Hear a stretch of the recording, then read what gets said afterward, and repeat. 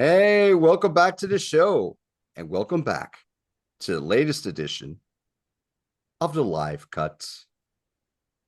My guest this evening, you have seen many times on YouTube, particularly on the wonderful channel Grant's Rock Warehouse, where my guest and I have made tons of appearances over the last few years.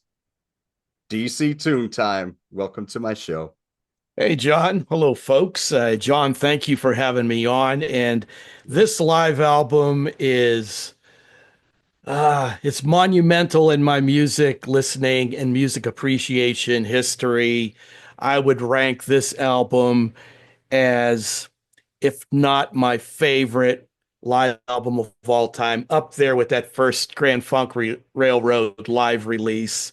That's just how much this album has impacted me since those many years ago, 1971, when I was first exposed to it. And it's been on regular rotation ever since. Absolutely love the vibe of this album. And the performances is, like I say, chef's kiss. And the album we're talking about today, Let that me let me grab my copy here for you all. exactly. It is Humble Pie performance, Rockin the Fillmore. This was released in 1971 on A&M Records. This album was recorded over 4 shows over 2 days, May 28 and May 29, 1971, at the Fillmore East in New York City, New York. This would be the band's fifth album overall. It would be their first album to go gold in the United States, and it would hit number 21 on the top 200 album charts here in the States. It also hit number 17 in Canada, number 32 in the UK, number 20 in Australia, and number 40 in Germany. We have 7 songs here, 1 hour and 12 minutes and 39 seconds. So 72:39. The band at this point, we still going with the original band. We have Steve Marriott on vocals and guitar. We have Peter Frampton on vocals and guitar. We have Greg Ridley on bass and Jerry Shirley on drums. This was one of the super groups that we had a lot of back in the 1960s.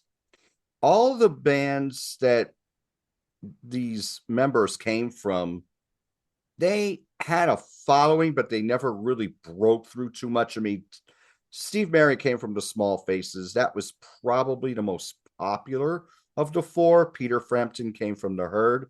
Greg Ridley came from Spooky Tooth. And Jerry Shirley came from Apostolistic Intervention. So, DC, when did you first hear this album? This is interesting because it goes back, for me being the old cat that I am, it goes back to my grade school years and going to a party and having an older sister of the girl who was hosting the party sneak downstairs for some reason, just wanted to socialize a little bit with us. And she had that Humble Pie album with her.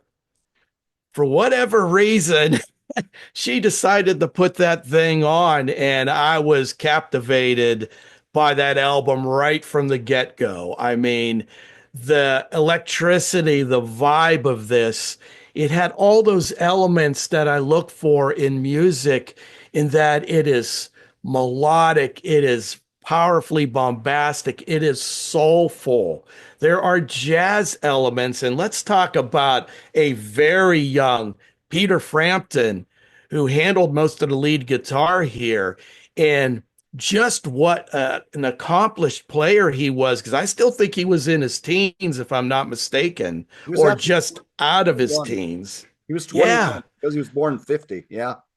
some of these leads on a couple of these songs, the jazz element that he's bringing to the equation is so fresh and so unexpected for such a young player coming into this band with people like Ridley and, of course, Marriott. And like I said, when she came down down into the basement for whatever reason, just lifted the stylus and put it on the vinyl, it was like it was a revelation to me. And you have limited funding at that point in your life, but I am quite certain that was the first album I bought when I had the cash to buy it after hearing that. So that's my history with this album. And like I mentioned before, it's been in rotation my entire life since then. I mean, I never tire of this album.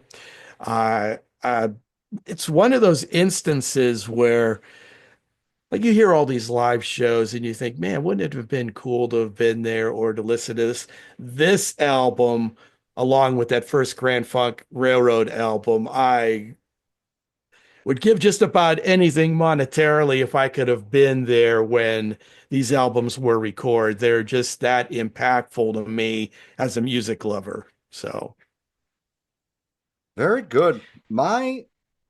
I knew of this album. I heard I Don't Need No Doctor mhm. and 4 Day Creep a little bit on album oriented rock radio back in the day. I didn't own this album until December of 2013. And how I knew that date was because I just looked on my Amazon page because I got that one from Amazon, not at a Yeah. local record store like I always talk about. Mhm. Told me when I got it. And I was like, oh, okay. And it keeps track of everything you buy there. So that was when I first heard it. And I always knew of the reputation of this album. And I heard it, it seems like an album that it got mixed reviews. Like a lot of people love this album, but some people thought it was a little too much on a couple tracks here. And I knew that that was the way shows were back at that time, because you had Cream doing lots of long songs, and then later the Allman Brothers were doing that, and Mountain was doing that, and Grand Funk was doing that, and then Humble Pie did it as well. So when you brought this album up to me, I was thinking, I mean, I had said off screen, I'd said, isn't that one a little well known? Because I try to talk about stuff that's a little more obscure. And you had said to me, it doesn't get discussed as much as it used to as one of the great albums, live Mhm. albums of the 70s. It's kind of as time's gone on, it's fallen by the wayside.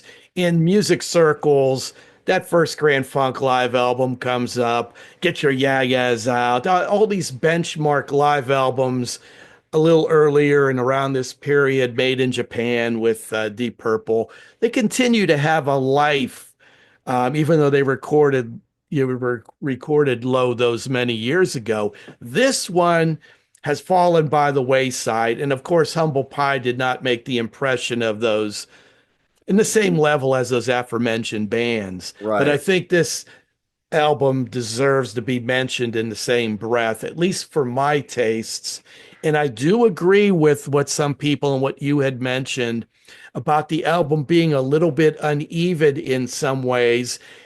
Live albums back in the day, this was a chronicle of the event. And they didn't think at foremost, well, how's this going to sound to someone sitting in their living room or bedroom with the headphones on or having the console blaring through the house? You know, all these spots where if you're at the concert watching them perform, it's a much different vibe than just getting the audio. And like I say, there are two songs here that if I could do a little bit of editing, they would get more listening time from me because frankly, um, side one and what would be labeled side four get the most airplay when I go back to this album. And side two and side three, which are one song each, folks, because we're talking about the days of vinyl. You got so much music you could fit on a side.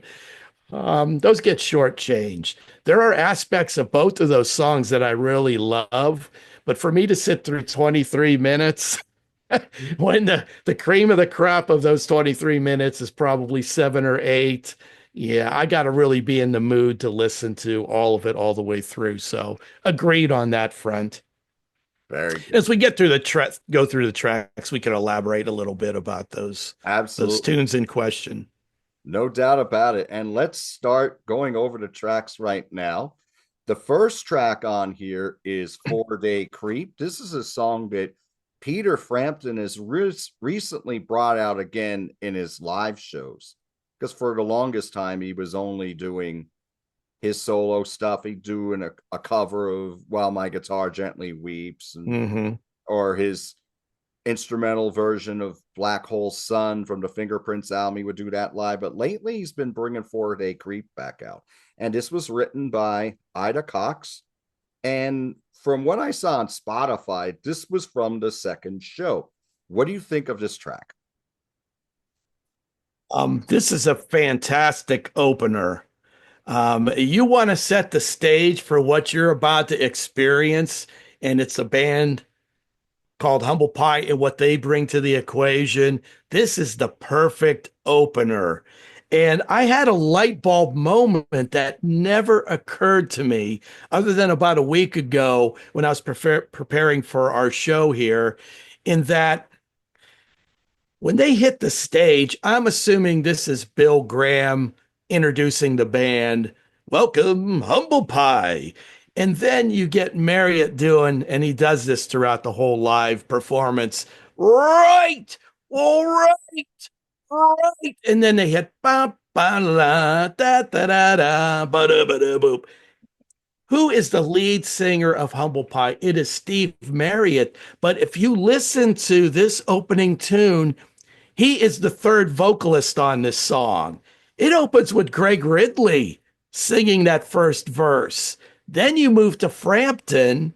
Then you move to Steve Marriott. That never, ever occurred to me until I was just listening to it this past week. Hmm. A lot of people complain that Frampton has more of a sweet voice, and it sounds like he strains quite a bit to keep that same Marriott vibe. And of course, he was a younger cat at the time. Your voice is not quite as weathered and bluesy and all that as when you move along, you get a little older. But I never really put two and two together on there because all three of them bring a very soulful vibe. But when I really listen, I'm thinking, no, that is not Steve starting the song, that first verse.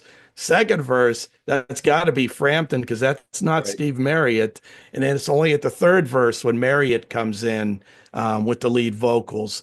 That's a very fresh aspect about this band as well, in that they had three not only competent lead singers, but very good lead singers. I can't think of another band of the classic, unless you want to count Three Dog Night. But how many of those classic rock bands of that era had three stellar vocalists? That's One true. of them being Marriott, who's one of the greatest of all time. So that it is a perfect opener. Um, like I said, I'm looking at my notes here and seeing if I've got anything other than that. But yeah, it's a perfect opening song, and it just sets the stage for what's to come the rest of the way. Yeah, and I was writing here just the swagger and the swing to this song. And Those twin lead guitar moments too are oh just my God, just so well done. both of, Just and so well done. both of Peter and Steve's leads are so strong on here. And I love that stop start rhythm of this track. Yeah, I agree with you completely. This is an excellent opener. What else would you open the album with? Uh, It's like you said, and it swings too. It's hard rock, but it's got a swing to it. mhm, no doubts. And then our next song is I'm Ready. This was originally released on their third self-titled album. And while the band do the music on here, the lyrics are written by Willie Dixon. So they change up the song quite a bit on here. So what are your thoughts on this? I have a feeling they're going to echo mine. And don't you find, and I this is another thing that I realized a little earlier than last week, uh, but you've got seven songs proper on this live album. Only two of them are really Humble Pie compositions. And like you mentioned here, I'm Ready. Those lyrics are all Willie Dixon. It's right. just Humble Pie adding their flavor, so to speak, to the proceedings. And those earlier Humble Pie albums, I don't know how you feel about them. For me, they're a little patchy because it's a little bit too much folk for me. I mean, and scattered about are these real gems. But Mm. this live album is a different animal. You're not going to get the folky side of Humble Pie here. And oddly enough, as well, since we're talking about their proper albums, I think the best album they did was, oddly enough, after Frampton left. And you've got Smokin', which is a 1010 in my book. That's my favorite album of Humble Pie. But Frampton's not there. He'd already moved on to his solo career. But this is a wonderful follow-up to the first song of the night. You get um, Marriott getting the crowd going. He does this passionately sung intro that's like a narrative, but it's musical. His voice is carrying a melody, but he's telling you, get ready for what's coming, folks.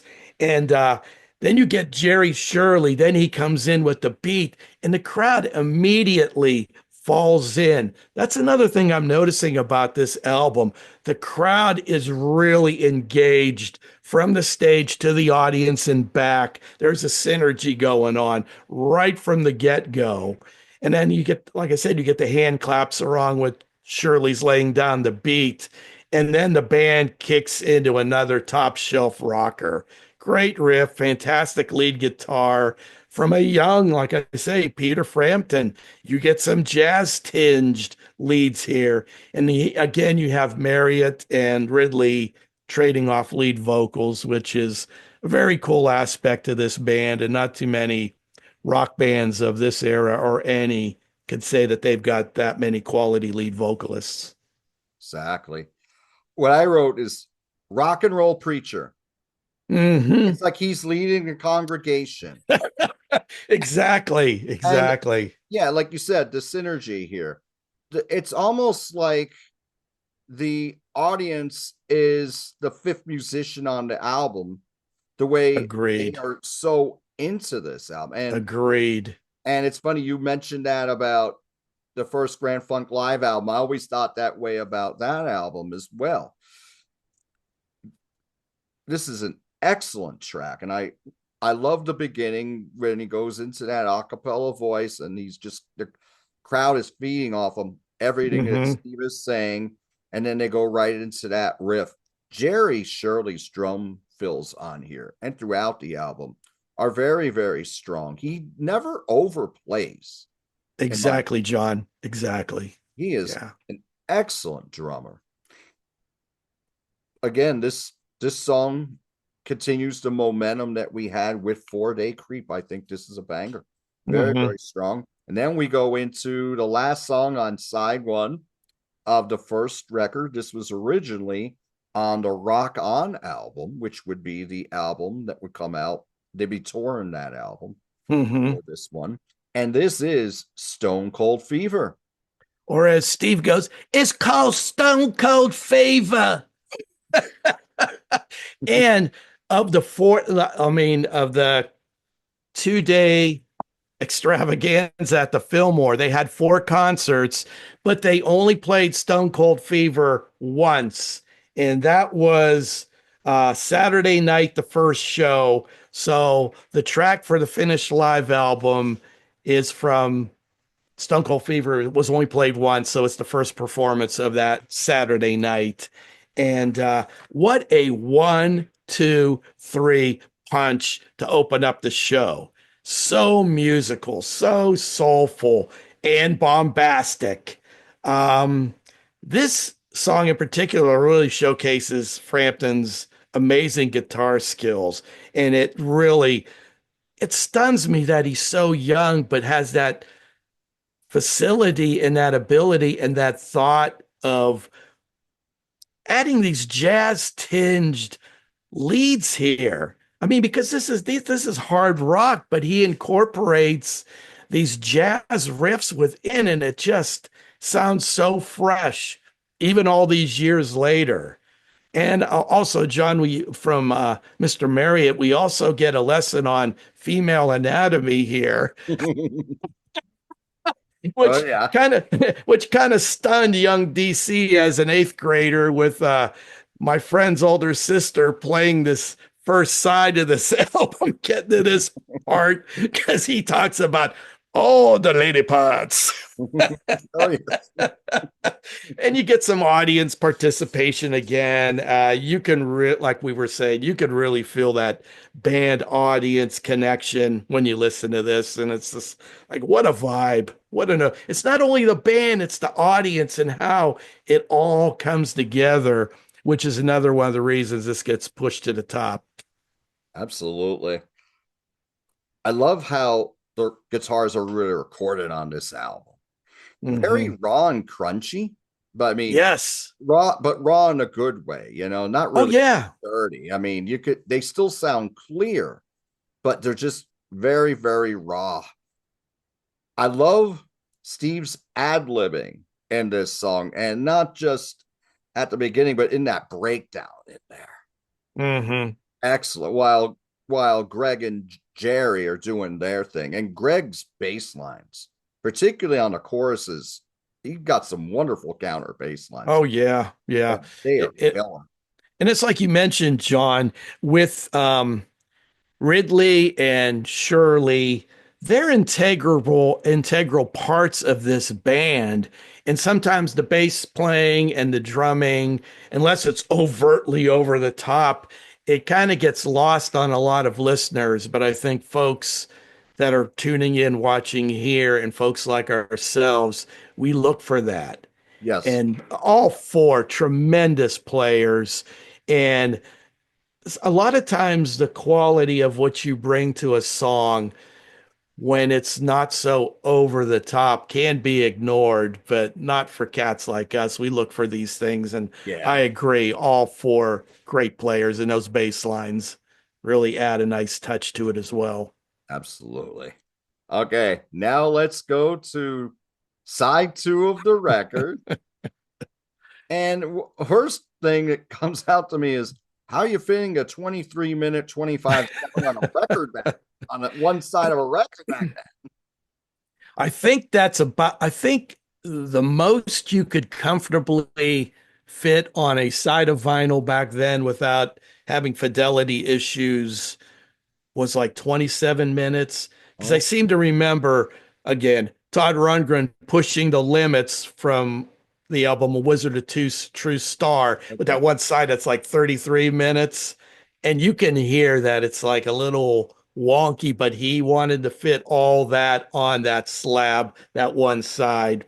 So yeah, it was going to be there weren't going to be another song tacked on to side two. You're going to get this long, and I have to be honest, and like I brought up before, for me to sit through the 23 minutes doesn't happen too often. I got to really be in the mood to listen to it, and it's got many different passages, but I'd like to do a little editing. I would pare it down. It's got some really, really fine parts to it, but 23 minutes, if you're not there witnessing it, can be a little tedious. And the track we're talking about is I Walk on Gilded Splinters, which was Yes. originally written by Dr. John for his Grease Grease album. Hmm. Uh, It's a nice change of pace, John, don't you think? I mean, you have the three rockers coming out of the oh, chute. yes, Okay, now we're going to kind of pare it back a little bit. absolutely. This is very dramatic, is what we have here. And with 23 minutes, yet some parts of this song you think, okay, they don't have to be as long as they are, but there are so many great parts. It's very dramatic. If you listen to this compared to Dr. John's version, it's like half speed almost. Hmm. It, Interesting, because I've never heard the Dr. John version all oh, these okay. years. Yeah, now I have the album. The original is about 7 minutes, but Okay. it sounds like something out of the jungle. And Oh, interesting. it's a little faster. And it's got these cool background vocals on female background vocals on it. It's this voodoo spooky jungle feel going the whole time, and it's got this groove to it, and it's a little over 7 minutes. Humble Pie did was they took this song and they just turned it inside out. Hmm. Like there's hooks in the original. What Peter does he's just playing that guitar line, but he's playing it like a lot more is slower and more abstract. It's Hmm. really different what they do. A lot more space on here. The thing about this 23 minutes, there's a lot of space going on here Yeah. because great interplay between the guitars, but it's about feel. You're not getting these long guitar workouts on here. They're playing off each other. And while there are exciting moments on the guitar when Peter's playing his leads, it's more about the feel of the song. It's very dramatic, it gets quiet, and then it just builds. And it's this slow build. Like I like to say, Hmm. I like the slow burn, but this is a very slow burn. To the first solo, I believe that is Peter's solo, and then we slow it down again, then we pick it back up, and that's Steve's solo. And we don't really get a steady 4 on the 4 beat in this song until about 10 minutes in. Yeah. Yeah. It's all like stop start. And it's all feel. It just feels like there's just a kind of a loosey goosey flow that these four guys are locked in, but they're not slaves to a tempo. You know, Mm. things are very fluid, but they are oddly enough in the pocket. I mean, it's just they're all on all four of them are on the same page. And if you're in the mood to listen, I mean, because it is a different vibe than what you're getting early on and at the end here. For me, I have to be in the mood for it, but it is much appreciated. There is real talent on display here. There's no mistaking it. But for me, another thing, there is an extended harmonica passage, and I am generally anti-harmonica unless Stevie Wonder is playing because he's just a Right. very melodic player. But there's twin guitars here, and at the end, it rocks quite a little bit. But this is the side of this side two. I have to be in the mood for it. I'll be honest. A lot of times I will skip over this track, but there's lots of good stuff here, folks. When Lots you, of good stuff on this. I'm sorry to interrupt. When you listen to this album, would you say this is a good headphones album? Yes, it's I mean, it really nails the aesthetic of Humble Pie in that you've got hard rock, you've got very soulful vocals, you've got some humor. It's a very interesting mix. And like you said, on a tune like this, listening with headphones, the delicacy, a lot of the interplay of the guitars and such is enhanced while listening through these. I would say, I think so. Absolutely. And the thing here is, I was saying it takes 10 minutes before we really get a good beat going. And then you get the little bass solo, no drum solo on here. You might be thinking automatic 23-minute song, there's a drum solo. There's no drum solo on this No, album. no, I know. And that is very odd for this era too, John, because Yes. everybody was giving that drummer a little bit of time to shine Mm-hmm. And solo wise. I mean, right. Jerry shines all through this, but I mean, normally they give that drummer that little showcase and everybody heads out to get a little drink or to relieve themselves. Exactly. Now, when the harmonica comes in at 12 minutes. We're still in this really dour part of the song. And as Steve keeps playing, he gets more riveting in his harmonica playing, and then it turns into more of a blues rave up. And Hmm. then after that, then we get the guitars coming back in at 17 minutes. It's a very exciting part of the song. Hmm. And we're still not back to the main theme yet. We're still back to just the jam part of the song. One thing I gotta say here is this had to be really well rehearsed for the band to know when to come in and when to go out. The sense of space on here is very impressive. I mean, It, when you're playing something slower, and I was a bass player for many years, Hmm. It's harder to play these kind of songs because you got to come in at the right time. You got to be focused because you're not just going boom, boom, boom, boom, boom. You have to know when to come in, when to play the accent. Yes. And they have And this, you can tell they've been working on this for a long time before they put this on wax.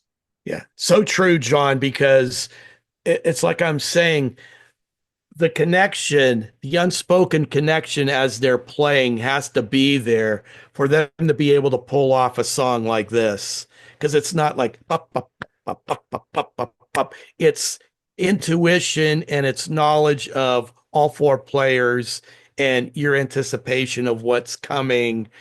Yeah, they have to know each other so well musically for something like this to be pulled off. And it would be have been interesting to see this as well, just to watch the four of them and that unspoken interplay along with the actual playing of the songs, kind of the okay, I know you're going to do this, I'm going to do that. That's yeah, stellar players, real, like I said, real talent on display here. And some of the things we're saying about this song, there's I have to be in the right mood to hear all 23 minutes of this. They keep it interesting throughout, and They do. It's just you have to be you have to be in the mood. engaged enough and willing to go along for the ride. And just for me, not always do I want to take the 23-minute ride, but it is well worth it. There, like I said, again, real talent on display.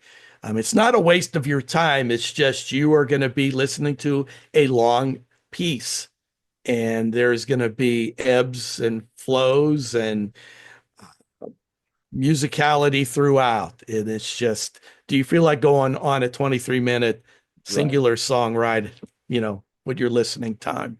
Exactly. And the ebb and flow, yeah, that was something I was thinking about when I was listening to this song the last couple of weeks. The ebb and flow on here is very remarkable. Hmm. Very, very impressive.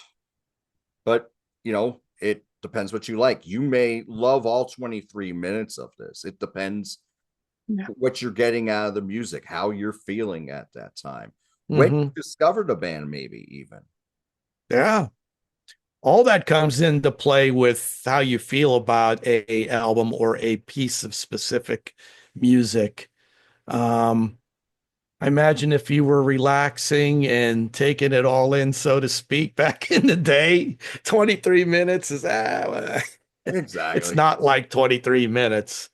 But yeah, it depends on, for me, it depends on my mood. Sometimes I want to hear that. Other times it's, um, you know, feels a little bit drawn out, but that's depending on my mood. We all approach music and particular songs differently, but it is well, it's not like this is a waste of time or a No, waste of 23 minutes. It is not. It's no, just where your mood is at that particular moment. exactly. And now we get to side three. One Yes. track. This was written by Muddy Waters. The band originally released this song on their rock album, which was Rock On album, which was the album that came out before this one. And this Hmm. is Rolling Stone, 16 minutes and 7 seconds. He does. And once again, we get Steve doing his singing style, storytelling, preaching, and he's telling the tale about romancing a specific lady because he's a Rolling Stone, don't you know? That's right. But it here again, we get a lot of the humor of Humble Pie. He goes into detail when he's doing his preaching, singing, vibey thing, and talking about his thick-legged woman he had when he was 18, and her mother who had designs on him as well. What the? Yeah, and there's one part where the mother says to him, that she hasn't had none in a long, long time, and the guitar goes, wow. I hadn't none in a long, long time. Wow. That's another thing about Humble Pie. There's there's humor mixed in this. Uh, it's just fun. It's 16 minutes, and he just goes about this story, and it's a musical in some ways, kind of a comedy bit at times. It just Right. strikes me funny, but it all goes into the mix of what this band's all about. Yes, and in scope, it's done the same way it is done on Rock On.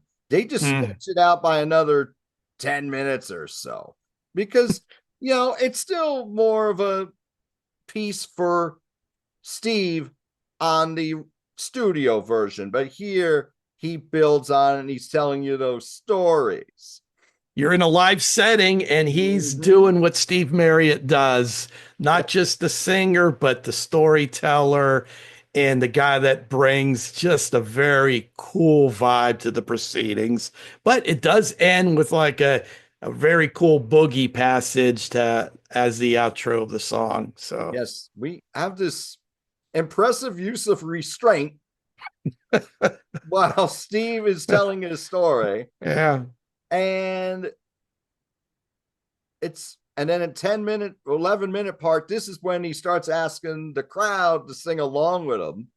And they're just doing Rolling Stone. Stone. And they Boom, just boom, kept boom, boom, doing it boom. no matter what he was singing. He had this audience in the palm of his hands, John, Yes, and it comes through. You're not seeing it, but hearing it, you know that that relationship between musicians on stage and fans in the audience. I mean, they were just like they were one. It's very cool to hear. That's another reason why this is such a stellar live performance. no doubt. And the boogie part a la canned heat, that's only for about the last 2.5 minutes or so. Yeah. Most of this is pristine storytelling by Mr. Marriott. Hmm. And then we go into side four, where we have two tracks. The first one is a Ray Charles song, Hmm. Hallelujah. I love her so. This kills. Does it not swing, John? Oh my Bump, gosh, it swings. bump, ba da da da da da bump. And then you get that do do do do do do do. I mean, the lead play it just swings. Well, Ray Charles wrote it and he had a sense of swing in everything he did. There you go. Yeah, awesome. I love the trading off of the vocals on this part. Yes, And there's great interplay with both the vocals and the guitar lines on here. And something I always like to exactly. talk about is, well, all the great songs have great bridges on them. And what a bridge on this one. Yeah, yeah. And Right? what it always tickles me a bit is that they're doing background vocals singing together, and it's so loose but Yes. also in the pocket, and I just love that these guys are the joy comes through, and it's just loosey goosey enough to make it not precision, and it brings another soulful aspect to the proceedings. It's in the pocket but loose. I love it, love it. This may be the song that in 2025, if I was to pick one to just play to listen to in a shuffle mix, this might be the one I go to. Man, it just got a great vibe and a swing to it. Absolutely. I totally agree. And then we get into the off covered I Don't Need No Doctor, Yeah. which was written by Nick Ashford and Valerie Simpson, who were stellar songwriters. Yeah. And it's been covered by so many artists and bands. When I first heard it was when Wasp did it on their third album, Inside the Electric Circus from 1986. As a matter of fact, There. it was the first single in the video. So that was my first Introduction to experience this. with I Don't Need Interesting. No Doctor. And it's been covered by a wide variety of artists. Also performed by Ray Charles, who, by the way, I was checking out some other versions of this song. The Hmm. Ray Charles version's pristine. Yeah. Joe Cocker did this at the original Woodstock, You got New Riders of the Purple Sage did this song. A whole bunch of other acts. Oh yeah. Mayer did it as well. Can you imagine how many times this song has been played in cover bands and bar bands Oh all my over the gosh, yeah. years? It's just one of those tunes. But we stretch it out to 9:15. Now, when Ray Charles did this back in the day, this wasn't even a 3-minute song. So we really stretched this out. We got more of the rock and roll preacher of Steve Marriott on here.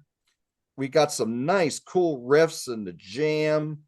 Not again that call and response between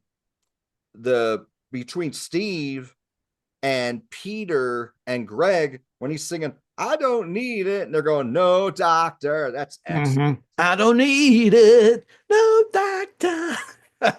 Right.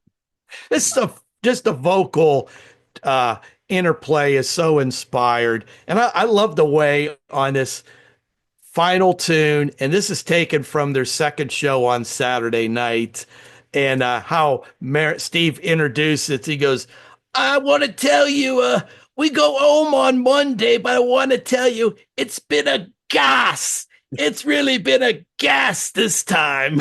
Mm-hmm. And then they hit it. Boom, boom, boom, boom, boom, boom. Mm-hmm. He tickles me. That guy's hilarious, very funny. And I will say, if you get the box set, and it's a little mini box, of the four performances, the big difference in all the songs, not so much musically, although there are different passages lead wise that change from the same songs, doing them four times. It's Marriott's introduction to a lot of these tunes that changes with every performance. Like one night he talks about he goes, I got me a new axe. It's gonna make me rock and roll. It's just a funny dude. I mean, it tickles me when he takes to the mic and just says whatever he feels like he has to say in the moment.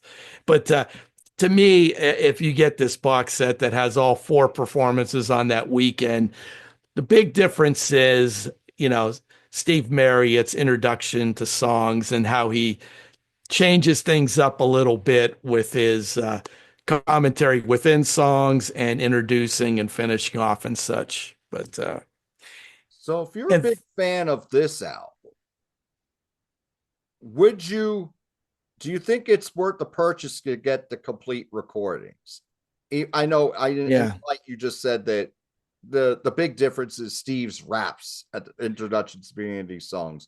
Do you think the complete recordings is essential? Do you have to be a really big fan in order to get into it? How would you feel? um, for me, and I know we've not given our ratings on this yet, but I'll just come right out and say, as far as the live albums go, this has got to be a 10 in my book.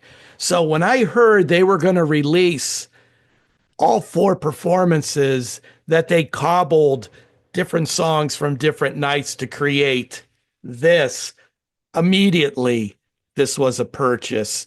And it's really interesting and funny when you've listened to this since 1971 and they're playing the same songs live in other performances here.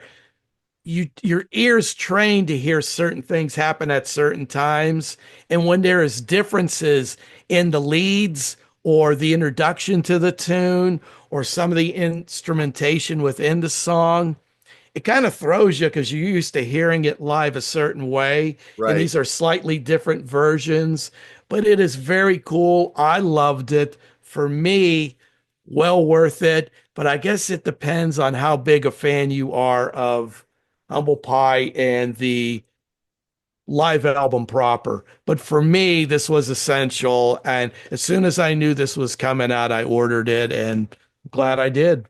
Glad I did. Excellent. And for any of you watching, if you're interested in hearing the complete recordings, this is also available on Spotify. So the 4 CD set, that's 40 CD set, correct? Correct. That 4 CD set and all the tracks are available on Spotify for the complete recordings. one thing I forgot to mention, this was the first charting single for Humble Pie here in the United States. This hit number 73 on the Hot 100. Now, as far as ranking the albums, I know you already gave this a 10. I'm going to give this a 9. Okay. And it's just because I would have shortened I Walk on Gilded Splinters just a little bit, even though it's exciting most of the time. Mm-hmm. Same thing with Rolling Stone. I would have liked the Boogie to be a little bit longer. And Yes. I I think you keep in the story with Steve's story there, but to get into the main theme and to get into the crowd participation, I think you could do that a little quicker than it is. But, you bring Exactly. it down just a little bit, So Exactly. what I would have liked, as somebody who came into this album relatively late, Mm-hmm. if it were me, there would be those songs would be a little shorter and we'd have 2 extra tracks. Yeah, I would agree with you, John. Like I said, my sensibilities are skewed a little bit because I was listening to it at the time, and that was more of a thing back then where you had extended versions of songs. And maybe to my ears, I just accepted that. And all over these years, I kind of give it an old man pass. Good. But actually, I agree with you. If I could get in there and edit both those songs in the middle of this concert, it would be even a better album to my ears.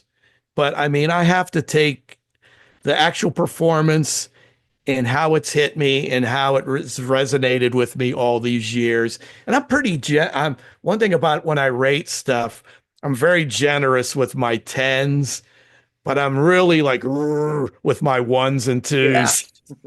There's I've not a noticed. lot of middle ground with old DC. It's like, oh, I love this, I love it, or it's like, I hate it. So I do give this a 10. And for the best of the best parts of this, I mean, it is just so top shelf. But I do agree with you. I would have liked to have seen Gilded Splinters and Rolling Stone taper down a little bit. And it's interesting because I have a lot of these live albums that came out in the late 60s, early 70s. I can listen to Cream Jam. I could Hmm. listen to the Allman Brothers Band Jam. For them, I don't know why. It's just for me, those song lengths seem right to me when they go off. I can listen Yeah. to all 33 minutes of Mountain Jam. Yeah. I can It's listen. just Yeah, I guess it depends how I can listen to the whole version of Toad from Wheels of Fire. Yeah, it's when things hit you, what yeah. age you were, And I was what a lot frame like, of mind you were kind of in when you took it all in initially. So, yeah, music's a very uh, personal thing. And that's why these shows are so interesting. And when we get on a program with like six individuals that are passionate about music, I find it just incredibly interesting how we hear things different. What strikes somebody as like uh, the peak, another person's ready to, as I say, punch a hole in a wall. right. But we all love music. That's the thing, and it's just fascinating to me. Absolutely. So this is Humble Pie Performance, Rockin' the Fillmore. Do you own this album? Did you buy this album or hear this album in real time? What do you think of it? What are your favorite songs on this album? What do you think of Steve Marriott's performance here as one of the ultimate rock frontmen? What do you think of Peter Frampton's guitar work here at a young age? What do you think of Greg Ridley and Jerry Shirley as a fantastic rhythm section? What do you think of what they did with one of these songs, particularly Dr. John's I Walk Through Gilded Splinters? Yeah, let us know, folks. How do you see that? What are your thoughts? Leave us a comment. Exactly. One thing I want to ask you, Daryl, have you ever seen Humble Pie live? No, I never did. Okay, I never did hear. No, I mean, their heyday was a bit before I was able to drive and get myself to concerts. Because really, by the time uh, that was possible, they were winding down. I mean, I think Smokin' came out in 76. And 70. then as they was that Well, Smoking might have been 72. holy cats, yeah, that's right. I'm thinking of something else. So that would have been way before I could have gotten a car and gone to a concert. And they progressively, for my ears, I think Street Rats was the last one that I could put together 4 or 5 songs that I liked. And then after that, it was just so hit and miss. But no, I never had the opportunity. And I don't ever recall them playing Northeast Ohio Okay. unless they played smaller venues when Marriott was, really just it was humble pie in name only and not really truly that Gotcha. band. But how would have been it been for me earlier in the day because Grand Funk Railroad used to have Humble Pie open for them all the time. Oh, Man, my 13 or 14-year-old brain would have exploded. And in fact, when Grand Funk was going to go from a trio to a foursome, Peter Frampton was one of the people they had thought about adding to the band at that period of time. But hmm, they went with Craig Frost, keyboard player. right. It'd been interesting to see what that kind of a band would have been with Frampton. Absolutely. We'll never know. Yeah. What a great Here's mix. something to reflect on later on, folks. Yeah, exactly. DC, thank you so much. Oh, John, anytime I loved our conversation, and anytime you want to have me on to pontificate a little bit about anything specifically music, I guess. Oh, I'd be yeah. glad to come on. Well, the door is open, my friend. Okay, No doubt okay. about it. We'll do this again multiple Absolutely. times. Oh, yes, it's coming. What do you have coming up on Grant's Rock Warehouse? Well, we did 1994 on Monday, Yes, we did. and let's see. Last night we did a listening party, which was we're recording Thursday night, folks. Wednesday we did a band you need to hear show with Paul Simon. Tomorrow night we're doing a Turtles listening party because Mark Volman has recently passed. And I'm always yammering on about the Turtles because I always champion these groups because I think them along with Humble Pie for this era are great bands that are they've just kind of been forgotten. I mean, Happy Together is always on the tip of everybody's tongue, Right. but there's so much more than that. So we're going to do a listening party this Friday, which this show will be premiering on Saturday. So you could go back and listen to it. But that's Absolutely. what's going on for Saturday. And then I think next thing I got scheduled with Grant is a look at a one and done, The Grays, with Okay. Jason Faulkner from Jellyfish, his band, right after the Jellyfish. But that's all. That's all I got. How about you? What's on the horizon here? Okay. Well, this coming Saturday, after we put out this show here on John the Music Nut, I will be on Slogan's Rock and Metal Extravaganza. Oh, those youngsters really like the rock and roll, don't they, Oh, John? they really do. They absolutely do. I mean, you gotta give it to these youngsters. I mean, Yeah, they're doing a series right now on yeah. Rory Gallagher. I never They're thought carrying the torch for us, John. they certainly are. They're gonna be doing a show on Rory Gallagher. Oh, They started Rory Gallagher series last week on September 6th. They went over his 2 albums with the band Taste. mhm. This week, 4 p.m. Eastern Standard Time, I, along with Brian McFadden, will be Oh, joining Sydney and Logan on Slogan's Rock and Metal Extravaganza, and we will be discussing Rory Gallagher's first 2 albums, self-titled debut and Deuce, both from great. 1971. Oh, that'll be great getting Brian into the mix as well. Cool. Yes, absolutely. He was on the I didn't catch for last week's episode, but I know he was on the first one along with Danny Elkanah. So I definitely Okay. check that out. And I'd love to taste albums as well. Yeah. And then So, I'm gonna be doing a the next few days, probably after maybe it'll be next week. I'm gonna do a album war, and I like to give like sneak peeks. So I'm gonna be doing the album war is gonna be Nick of Time. Okay. So, okay. and it's going to be Bonnie Raitt's Nick of Time from 1989 against the James Hunter Six's Nick of Time from 2020. And if you're not Okay. with I'm the not familiar with that. well, take a trip back to 1960, close your eyes, and that's the James Hunter Six. They Oh, like a interesting. trip. They are a trip back in time. The albums are recorded in mono. Hmm. It's it's British R&B and soul. Cool. James Hunter's the songwriter. He called his band a James Hunter Six because there's six members in the band.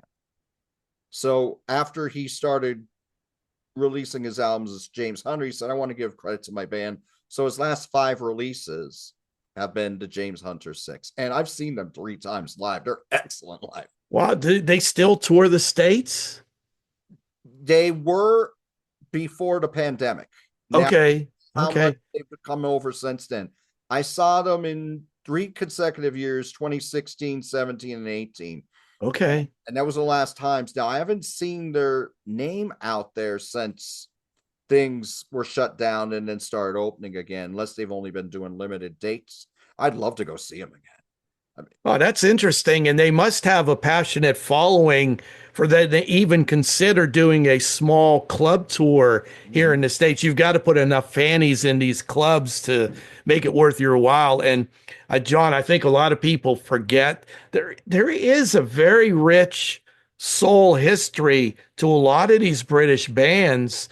I mean, the soul music produced in this country was highly coveted by the Brits back in the day. I mean, even the Beatles, Stones, if they could get their hands on any US soul music from back then, R&B, it was like they had struck gold because it just wasn't that accessible. So, and there, but Northern Soul, it's called in Great Britain, but Right. very rich history of soul music there. And you could go down some streets and tunnels and explore. I'll have to check that guy out or the six out because I'd Oh, not heard of him before, and oh, my interest is piqued. oh, yes. And I'll tell you this quick story here. How I got into him was I was in the mood to see a show one Friday night. And I was like, well, I can either go see Dennis DeYoung and Night Ranger play in Bethlehem, or I could see this James Hunter Six in Sellersville. Let me check them out on YouTube before I go. Hmm. And they played the first single of what the new album at that time was, Hold On, the title track. Hmm. And I heard this, and within 30 seconds, oh my God, I gotta go see them. Boom, the And I went door. to the show that night, and they blew me away. I met James Hunter, bought two of his vinyls, and he signed both. Oh, and I bought one for my brother too, because I was like, oh, my brother would like these back. Yeah. And he signed all the vinyls, he signed my ticket. Yeah, How cool. magnificent. That was the only time I got to meet him. Uh, I don't know if I think the other two, I don't know if he just didn't come out or if it was paid meet and greets or whatnot, but that night I'm like, oh, I gotta meet this guy and tell him how great he is. And he has a very, very strong brogue in his accent. Hmm. Yes. In his speaking voice, I would say. Uh-huh. But oh, they were awesome. Awesome How live. very cool to just have that connection that you went and listened to a bit and say, "Oh, my decision's made." Yep. Easy. Yeah, that's very cool. And that's something that people like us do. We have so much music that we always love, but there's always more. And we're always looking for that next great band, artist, album. It's like it's a continual search. It's just a lifestyle, let's just say. It really is. I have to keep searching. That's what keeps me young. It's what keeps me vital. You know, Yeah, I mean, it just like I said, we're a very small segment of the overall society because for most people, they like music, but they're not passionate about it the way we are. That we get into the idiosyncrasies of what's going on in the background of a song or ranking things, and most people just put it on and then snap their feet or wiggle their butts or do rhythmically burger flips as the music's played in background of their porch party or right. whatever.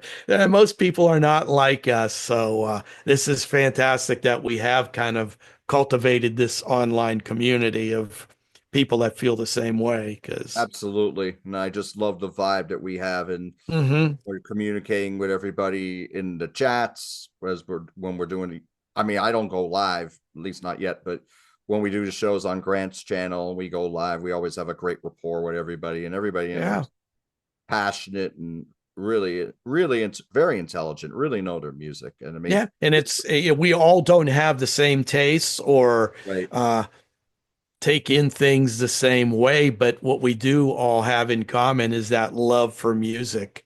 That's at such a high level that you just can't go over to Ned next door and start talking about this album or that album from 77 or whatever. It's like, for most people, last time they actually bought any music was last time they were in high school or college or something. And just, I got enough. That's enough. Not right. for us. That's true. Not for Very true. us. No doubt about it. Yeah.